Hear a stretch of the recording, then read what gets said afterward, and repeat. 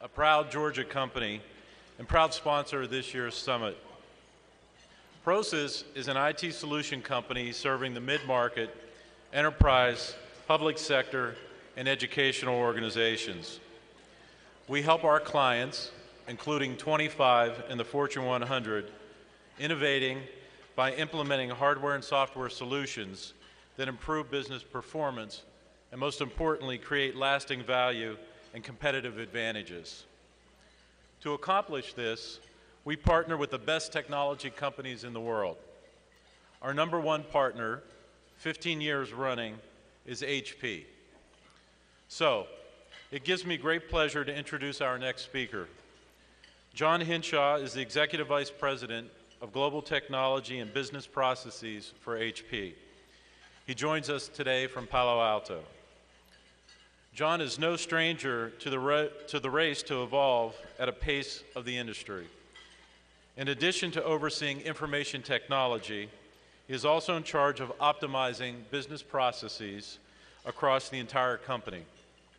And as you can imagine, innovation plays a huge role in the success of this global company. In fact, he's here today to share his thoughts on how companies can survive in a changing world through innovation. So please give a warm reception to John Hinshaw.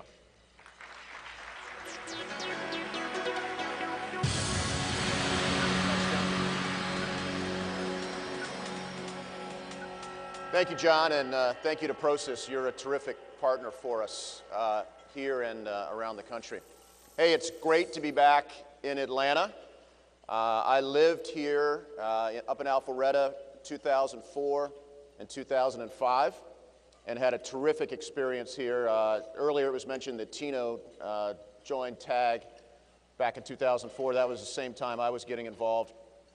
And as I moved on from Alpharetta in 2005 back to New Jersey, where Verizon was headquartered, I was here working for Verizon. Todd Bell, who many of you know, took my role at Verizon, and he called me several weeks ago, to ask me to speak here today, and I said I'd love to come back to Atlanta and spend some time with TAG and the Georgia Technology Summit.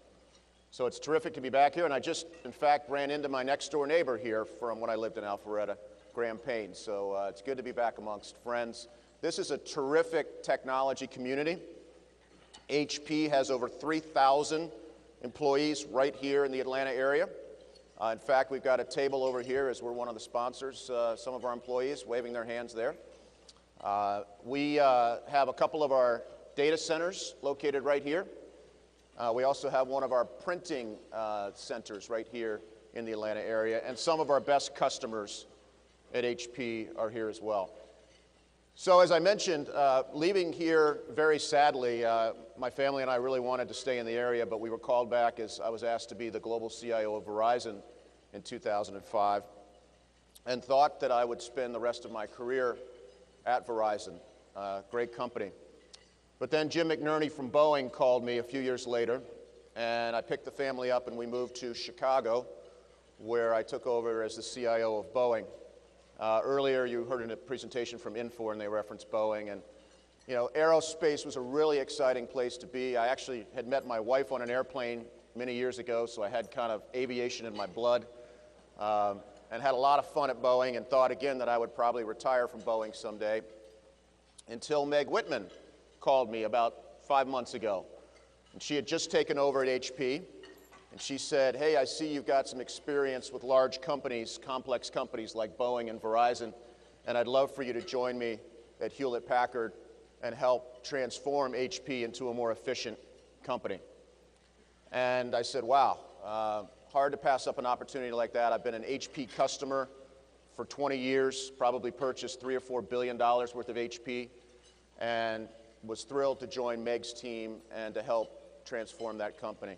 It's a terrific company of 73 years old. Probably everybody in this room has interacted with HP at some time or another. It's a company, you know, our first speaker today, Farhad, was talking about these 4 companies out in Silicon Valley. Well, without naming names, HP is actually the technology that powers most of those companies. Their clouds, for the most part, run on HP. A lot of their enterprise software is HP, and we partner closely with a lot of the social companies and really enable them to grow fast, to make things happen, all the things that Farhad talked about earlier today. So it's great to be here. I'm going to talk for about the next 10, 15 minutes about some ideas around innovation and kind of what we see at HP and what we see out in the world. And then I want to save 10 or 15 minutes for your questions as well. I want to hear what's on your mind and kind of what you'd like to hear about related to HP or technology or anything else. So I'm not real big on PowerPoint, by the way, so I've got just sort of some simple theme slides. People that use a lot of PowerPoint, I guess, either have no power or no point, one of the two. But I do have a couple of theme slides just to kind of keep us focused. So, you know, the theme of this conference is about a bright future and how to get there. And I believe very strongly that the future is very, very bright. We've heard different elements of that today. If you think about it, there's really never been a better time to be alive in the world that we're in. And you can think about that from where you live or our country, but if you think broadly about the world that we live in, it's never been a better time. And let's think back to how technology is changing our world. Think back a year ago of what was happening in the Middle East with the Arab Spring. Do you remember some of the shots that you saw on television or on the internet of folks writing graffiti on the walls with things like, "Thank you, Facebook"? Do you remember that folks were getting their information not from their governments anymore, not from the local news outlet, but from the social media that the world lives in today? That has radically changed the way things are. And there have been several shifts in technology over the past 20 or 30 years. So most of you in this room, if I judge by your age, remember the shift from kind of the dumb terminal mainframe world to client server. I kind of got my start in technology by implementing client servers. My first job was working over in the American Embassy in London, replacing Wang mainframes with 286 PCs back in 1991. And kind of the start of the client server evolution that really changed the way technology impacted lives, so everybody could interact with technology. So that was kind of the first wave. Then we had another big wave, as everybody is aware of. In fact, many of the companies in this room were born out of that wave, which was the whole dot-com boom, everything going to the web, companies starting up overnight with huge market caps. And that was a terrific time. And now I think we're kind of in the next big shift in technology. And I'm going to talk more about that later. But in essence, this is to a world where everything's in the cloud. If you come out to Silicon Valley, and I bet that if you talk to folks in the venture capital world here in Atlanta as well, you will find that a new startup today is not allowed to ask for any capital in their business plan. Zero capital. You're not buying traditional capital assets for technology. You're starting up in the cloud. And if you come there and you aren't already in the cloud, then you aren't going to probably get any funding from the VCs. That's a dramatic shift from where we were just a few years ago. And we're going to continue to see those kind of evolutions. The other shift that I think we're starting to see, and I love the fact and the way that Tino highlighted this earlier, is the focus on education and STEM. You know, when I was at Boeing, Boeing is an engineering company. We at one point said that we could hire every single engineer that graduated from any engineering school in the United States. That was the need at Boeing for engineers. And there's a huge lack. You heard the unemployment numbers earlier, 1% unemployment here in Atlanta for certain technology jobs. We are not producing enough folks who understand science, technology, engineering, and math. And so I'm happy to hear that the TAG has taken that up. That's a huge focus at HP, but it's really also something that this country is going to need to be successful in the future. We're going to need folks who rise up the ranks and start the next companies. I mean, I remember when I was in my mid-20s, and I know I see some of you in this room still fall into that category. Not many, but a few. That's the time where you've got just tremendous energy, tremendous thoughts and ideas. I remember in my mid-20s trying to start up a couple of dot-com companies and having all this energy. And we need to harness all of that once again, and education is really important. Just last week, I participated in 2 charitable events. One was for Teach for America, which I think is a terrific program, taking the brightest folks out of our colleges and sending them back to go teach. And the other was for the school that my children attend. And as you can imagine, in Silicon Valley, there's a heavy technology focus there as well. In fact, my kids are now trying out a lot of the VC products before they get to market. I came home the other night and my 9-year-old was trying out this product called Grok. And Grok is basically Google that has been screened for things that are appropriate for elementary school kids. And there's a lot of new technology like that that's coming out. So, big shift going on that's going to require us to think differently. I'm going to get into the cloud a little bit more in the future, but also reinforces the importance of education. So let's talk about disruptive technologies for a bit. I mentioned the Arab Spring earlier and how disruptive that was. Let's think back to an event that changed the world and that all of us will remember our whole lives, and that was 9/11. I happened to be, as I mentioned, I had moved. Actually, this is before I moved. Before I moved here, I was back up in New Jersey. And my wife and I and 2 of our close friends were having dinner on September 10th, 2011, at Windows on the World in the top of the World Trade Center.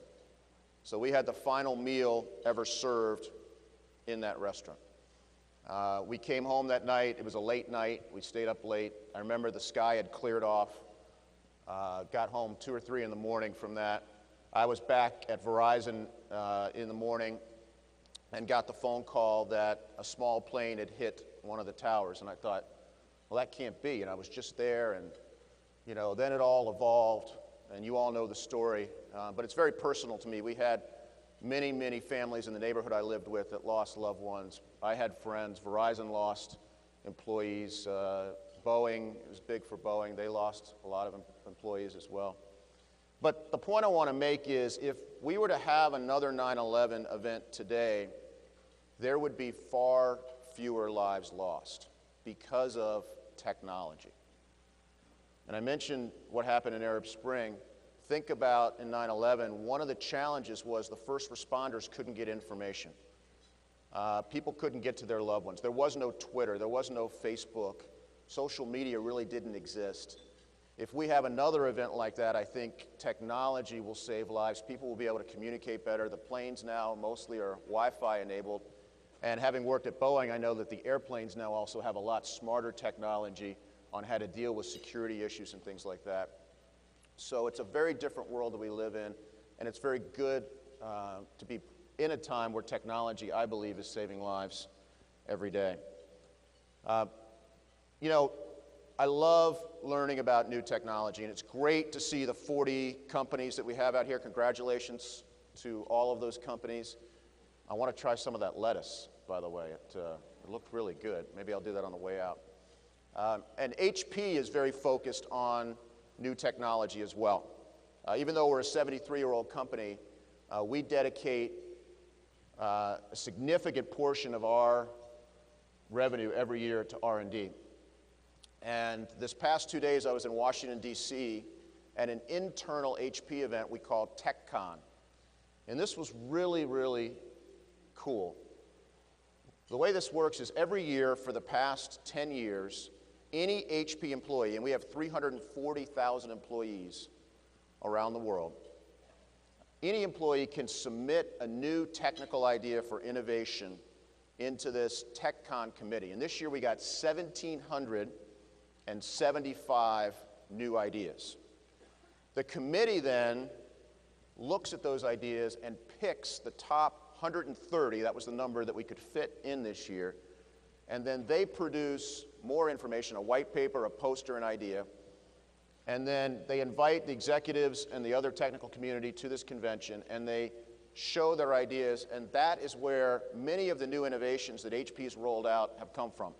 And I thought I'd give you just a couple of examples of what I saw in the past 2 days, coming soon to a theater near you, new technologies. So one of the challenges in cloud today is quality of service, or what we know as QoS. You know, most clouds or most virtual environments, you provision a certain number of machines or a certain number of applications based upon the size of the cloud and what kind of the specs are. But it's really hard to know, are you really maximizing that environment? And so some of the researchers at HP are working on QoS so you can know at any given time, hey, maybe the theoretical limit was 500 machines, but guess what? You're only taking up a third of the capacity because these machines aren't running much today, and you can add more. So that was one example. Another great example is in the area of security. So HP is a leading company in security, and what we think the future is companies like yours being able to share threat information real time. So rather than wait for a patch or something to come from antivirus or for your router to get updated, if another company gets hit with something and they see that and come up with a solution, it automatically then propagates to all the other companies that have agreed to be part of this information sharing. A lot quicker way to stop some of these security challenges. And I'm going to talk more about security in just a minute. So innovation is alive and well at HP. We've released a new product we've talked about a new product that we're going to release called Moonshot. And if you want to know why it's named Moonshot, it's because it's really going to revolutionize server technology the same way that it revolutionized space when we did our Moonshot.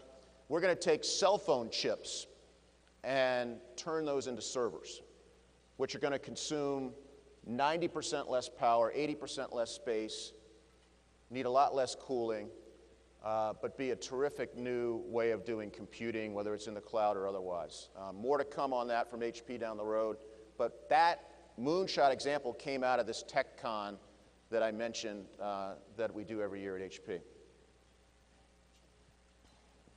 So I kind of think about technology in 3 key areas. And I want to spend just a couple minutes on each of these, then I'll wrap it up and I want to get to your questions. So security first, and I started briefly talking about that. You know, security's gone through some very interesting phases over the past really 20 years or so. It started off as teenage hackers trying to have some fun. I remember actually hiring one of these guys about 15 years ago, and I hired him because he told me that he had hacked into his library so that he could check out more than one book at a time. And I thought, okay, that's the kind of guy I want protecting my network, because he thinks like the hackers do. So that's how security risk started, was in just teenagers having fun, right? Then it kind of escalated a little more to organized crime. Folks actually out stealing credit card information, hacking into banks, stealing money, doing whatever they could. So the scale increased a little bit. Then we've seen it escalate further to nation states actually trying to steal intellectual property. And we've seen more and more of that in the past several years, where organized nation states say, I'm going to go out and steal intellectual property and compete through a cyber war. And then lately it's gotten even to the final stage recently, which is they're using vulnerabilities in computer security to actually do destructive things. So you've heard about this Stuxnet virus, you know, that theoretically took out one of the Iranian nuclear capabilities. You hear about these other viruses or other things that are out there that can actually shut down machines, cause factories to stop, be very, very destructive. And so security's taken a whole new focus over the past few years, and it means that every company, small, medium, or large, has got to pay attention to security a little differently. And it's not just about the locks anymore. Just like in your home, a lock can be picked. It's about the monitoring, just like the cameras you might put in your home, to understand what's going on in your environment at every moment. So that's how we think about security. A lot of innovation coming out from HP on that. a lot of innovation in general. I know a lot of the companies in Atlanta that are starting up are looking at security as well. Let's spend another minute on cloud computing. This has been kind of the rage for the past several years, the next big phase. I gave a speech at the Microsoft CIO conference 3 years ago on cloud computing when it was just getting started. And I think finally it's come to the point where it's real. And not only is it real, but if you aren't using the cloud one way or another, you're probably going to get left behind. HP, by the way, is the single largest provider of public and private clouds in the world. Over 750 public and private clouds today run on HP technology. But the challenge is, for most companies, you're thinking about building an internal cloud for your employees to be able to interact with. But if you're at least a medium-sized company, certainly a large company, your employees have already started going out to the public clouds. And because it only costs a few bucks, they're renting space on public clouds and they're doing things. And you're worried now about that. And how do you control that? What about security and all of that? So what the world is lacking today is the ability to manage between the public cloud and the private cloud. And I think you're going to see more to come on that very soon, because enterprises are going to have to let their employees be very creative, otherwise you stifle innovation, but they're going to have to control the environment as well. I love the discussion from Duncan from Infor, and his title of one of their employees is VP of Speed. I think I'm going to steal that idea, since it's not intellectual property, and create a VP of Speed at HP as well. I think it's a terrific idea. But today, the companies in the world survive on how fast you are to market. And you're going to have to figure out how to handle a hybrid cloud in order to be able to do that and deal with all the security ramifications around it. The third big shift area that's happening is around information management. And you heard about it earlier from Farhad with all the new companies that are out there. 90% of the information created today is unstructured information. These are tweets, these are Facebook posts, these are emails, these are, web pages that are created, unstructured, not in a database of any kind, just kind of out there. And historically, there's been no way to effectively mine that information and use it in an effective way. But you're starting to see companies, including HP, come up with solutions to that to effectively deal with this massive information and help you communicate directly with your customers, your partners, and others based on everything that's going on out there. Think about product design. Historical product design is a bunch of engineers sitting in a room trying to figure out what should our next evolution be. How can we leapfrog the competition? And they look at the current product and they think through it and they maybe talk to a few folks. That is not the way product design will be done in the future. Product design will be done based upon what the world is saying about your products and what you need to do differently going forward. And the companies that can harness that information will be the clear winners of the future. So let me just wrap up quickly, and then I want to get to your questions. So I'm often asked, especially in my new role, because I have technology and business processes, which is it? Does technology drive business, or does the business drive technology? Which is it? It's kind of like the old chicken and egg situation. Have you heard the joke about how to tell which came first, the chicken or the egg? Well, you go into a McDonald's at 10:59 a.m. and you order an Egg McMuffin and a chicken sandwich, and you see which comes out first. Little different in technology and business, but the truth is they do go together. And it isn't that technology drives business or business drives technology.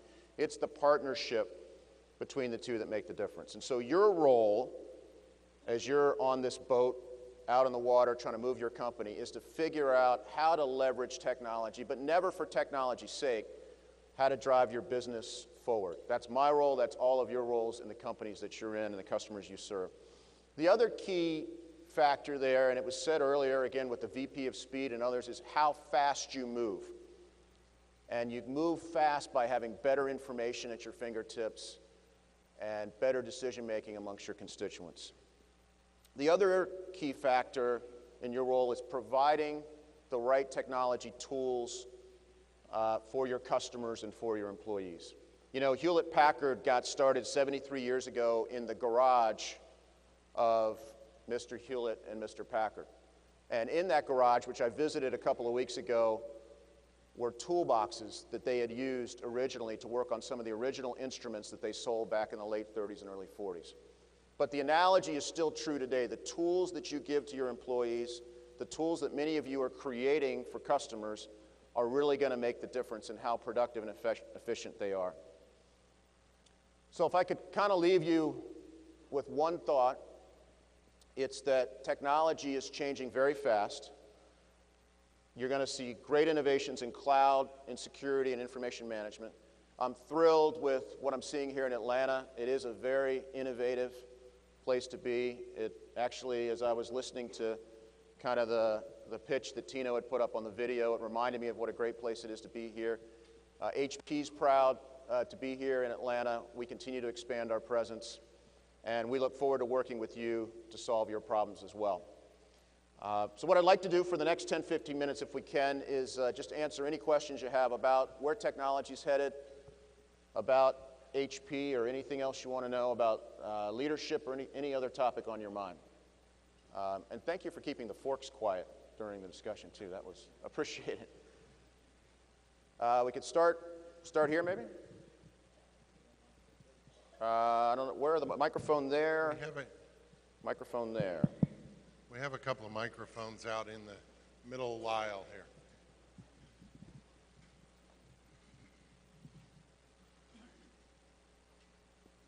John Martin Tilson, thank you for a great overview of what HP's been doing, particularly the... Can you speak up just a little bit? Yes, thank you for the... you hear me now? Thank you for the overview of what HP's doing. It's a fantastic company and a great tribute to our historical technology. I'm reading from the Wall Street Journal yesterday. FBI top cyber cop offered a grim appraisal of the nation's efforts to keep computer hackers from plundering corporate data. We're not winning, he said. Computer criminals are simply too talented and defensive measures too weak to stop them. Can you comment on that? And you began to talk about that, but I think it's a pretty serious issue. Yeah, so I think if I heard your question, it was about the Wall Street Journal article on the FBI and how the hackers are winning. There is no doubt that there's a whole new mindset out there amongst hackers, and it is very focused on exploiting what in essence is the way computers were originally designed. Computers were designed to process information and to communicate. They were never designed for security. And every security initiative or product or service that's been rolled out is simply an overlay to a fundamentally flawed architecture in the way computers were designed 20, 30 years ago, which was, again, just to communicate and process. So it takes a very sophisticated environment to block the hackers, and the second you get your environment fixed, then there's something new that comes in. So that's why I think this threat sharing information that I talked about is going to be very important. Collaboration is going to be very important. When I was at Boeing, we had a partnership with other defense companies sharing information. I'd encourage you, in whatever industry you're in, or with your providers of software and hardware, to start to share more information about some of the threats out there. The role of the Chief Information Security Officer has become one of the most sought-after roles. I bet there is zero unemployment for CISOs, because it is a really tough skill to find, a really hard job. And again, you've got, it used to be, again, the teenagers were out there. Now you have literally thousands and thousands of organized people all day long going company by company by company by company saying, are you vulnerable in one of these thousands of vulnerabilities? And if you are, boom, you get picked off, your information gets stolen. So my fear is that folks really aren't awake to the problem here, and what I lay awake at night thinking about often is it potentially could take a very catastrophic event before folks will wake up to how serious the security threat is. That's why our government, to your point, the FBI, is trying to protect national infrastructure, other things like that. But I would definitely encourage all of you to take another look at your security environment, and whoever you partner with accordingly, hopefully it's HP, be vigilant in how you look at security. Thank you. Question over here? Yes, John, thank you. Michael Haley, proud partner of HP with Edge Solutions. I have a question for you that I've always wondered. HP has 340,000 employees. You've made hundreds of acquisitions. You continue to make acquisitions. And just as you finished consolidating 100 data centers down to about 6 worldwide, you buy a bunch of other companies, and now you have a lot more data centers. How is the EVP of technology and process change in HP, how do you get your arms around all that and drive innovation and drive process change that for the betterment of HP, its partners, and its customers? Yeah, that's a great question. It is a huge company with a lot of moving parts. To your point, we've done 65 acquisitions in the past 10 years. We had $127 billion in revenue last year. And it is a challenge to create change in a company that large, but that's part of the reason I took the job, because I had been in other large companies like Boeing and Verizon, seen how challenging it is to create change, especially if it doesn't start at the top. And I heard from Meg very clearly that her mission was to simplify the way we interact with our employees, but more importantly, simplify the way we interact with our customers and our partners. And so I'm on a mission to do that at HP. I'm 4 months into the job, so just getting started. This is going to be a multi-year journey for sure to simplify things. We have hundreds of processes at HP that need to be simplified. But it comes down to tone at the top, and Meg and I clearly have that, and then empowering every employee as well to make the necessary changes. I'll give you a couple of examples. So as I've gone around, I was actually here in Alpharetta with the team seated right behind you at the table there, and I said, what's frustrating you about how you operate every day? And I heard the change management process that we have is very bureaucratic. It takes 30 days, all these things. So we put a SWAT team on that. They've just now made significant changes just after a month or so in radically simplifying that change management process. Another example is there's now a button on the main HP employee page called Bureaucracy Busters. And you click on it, and it says, what's your issue? How can we help? Sends it through. We opened that 2 weeks ago. In the first week, we had 4,000 suggestions. And so I and a few others in our teams are processing through all those, prioritizing them, and then going after them. So tone at the top, very important. I think Meg and I are going to retitle ourselves VPs of Speed, now that I've heard that one. And then it's really empowerment for the whole organization to make a difference. And that's how we're addressing it at HP. Thank you. Over here. And if you could, it is, for whatever reason, the speaker, 2 more questions? Okay. If you could speak up, because the speakers are hard to hear. No problem. It's Matt from GNX and proud HP partner. We use you for our cloud technology. One of the questions I have are around the hybrid cloud that you were referring to earlier, and how that enterprises need to make that jump to the public cloud if they're going to experience those efficiencies. But if you look at the I'm getting into the weeds here a little bit, but at the hypervisor level, you're looking at, enterprises, 90% of them are VMware, and then you look at a lot of the public cloud, most of it's OpenStack.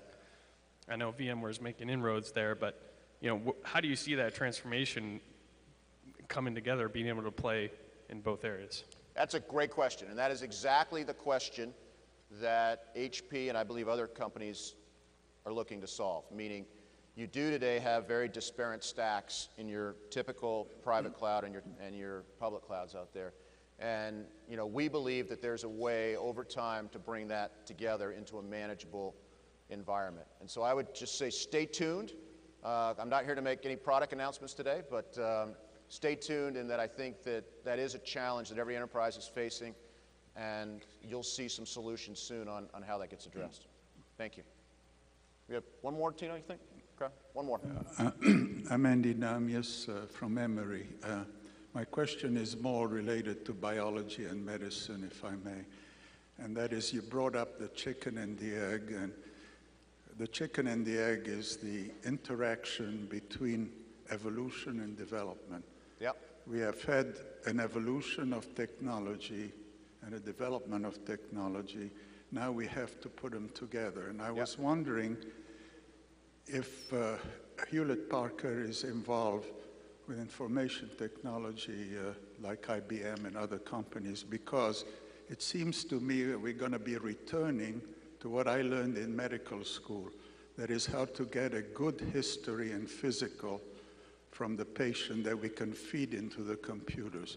And I wonder if you or others that you know are involved not only in technology for the doctors and the hospitals, but also for the patients, their biography, their so forth, that we can then feed in to get the differential diagnosis that will be helpful for the patient. Great question, and certainly the whole medical field is evolving very, very fast, and we saw a company earlier that's doing some leading work on that. HP is certainly partnering with a lot of companies, both directly with some of our key customers out there that are large pharmaceutical or healthcare companies, as well as the smaller companies, to use technology to help make a difference in healthcare. I was really actually excited to see that many of the 40 companies that were recognized here were focused on exactly that, and we want to be the partner that can help them do that, whether it's standing up the right infrastructure, whether it's processing massive amounts of data, whether it's keeping that information secure, or whether it's finding the right partner from a service perspective. So very important. In fact, one of our verticals and focus within HP is around the healthcare and medical field. The point I hope I made was that you have to be very comprehensive in what you give to the computer to give you access to patient care. And if you don't use their whole biography as well as their medical history, you're only giving the computer part of the answer. Absolutely. Thank you. Thank you. Okay. Thank you, Tino. Great to see you. Just want to give a special thanks to John. When Todd called him, as he said, he quickly agreed to come, and he's obviously a very busy guy and a big job and a new job. So I think it was a special privilege to have him here. And then he came to the VIP reception last night, the dinner last night, and he's been here all morning with us. So let's give him another round of applause.